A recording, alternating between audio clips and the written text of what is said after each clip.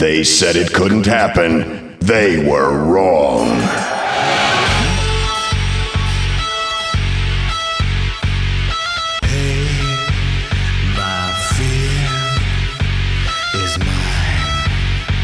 It's with me all the time, no escape. I'm afraid in my cage, and it's you that makes me blind. Yep, this project has spiraled out of control, in a good way. It is no longer just London Racer World Challenge, it's a Megamix, a Missing Pixels cinematic universe, so to speak. I'm actually so happy with the way it all turned out. Yes, there are now some repeating cities, though with a completely different approach to how each dev team's environmental artists 3D modeled real-life cities for a video game. Some of the new championship revolves around a city versus city gameplay, where you play, say, all of the London maps back to back. In fact, I'm really happy with the new championship mode. I said in my previous video that the original World Challenge career mode is dull and repetitive. Well, here, there are now so many tracks that not all of them are playable in the championship mode, and are therefore unlocked from the get-go. Though there is still a touch of repetition. I also streamlined the main menu system, where from quick play and time trial, you get to pick which gameplay style you want. London Racer, Malak Racer, or Street Racing, all with their own unique music, cars, and handling. While I think I improved the Malak Racer games, since the original games are incredibly difficult and unforgiving, and the art direction never had a chance to shine under Blitz 3D and its lack of baked lighting, the World Challenge and Team 6 maps are more of a supplement to the original games, instead of replacing them outright as the definitive editions. Both because my game could do some professional work done to it, and because capturing a one-size-fits-all approach comes with downsides, like you lose out on the different race types of Team 6's titles, the damage model, and its career mode in general. Plus I do find the street racing titles fun standalone, which helps. So here are some of the changes under the hood, and bug fixes. Ramps finally work. There's a new water shader applied to most tracks. Certain nighttime tracks have had their lighting reworked. A new checkpoint UI has been added for tracks that need it. Songs from Red Shirt Theory are now in a higher bitrate than in the original Team 6 games, and with new masters.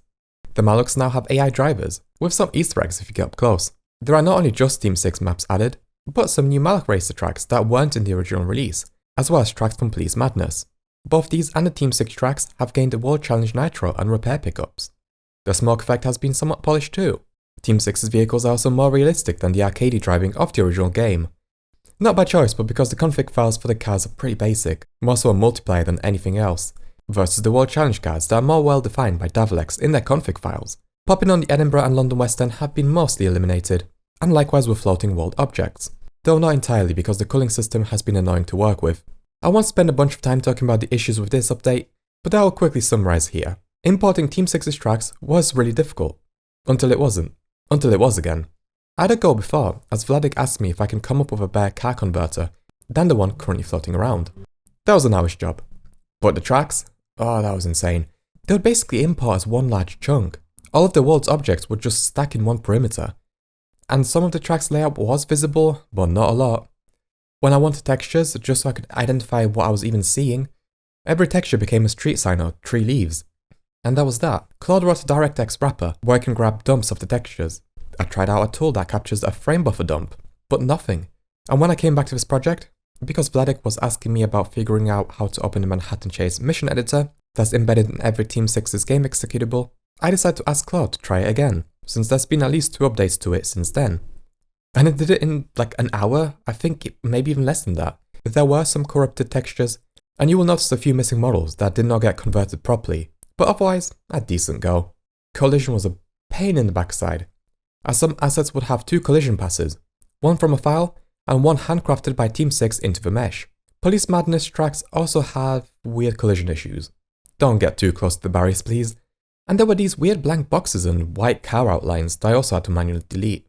I also destroyed the collision in the Davalex tracks by doing a very rough and dirty water swap trick for the new shader. That was a nice 2 hours of my Saturday wasted. The AI still suck. No matter how much I tried to fix it, I think I actually end up making it worse for the World Challenge maps. It's just so difficult to get it right.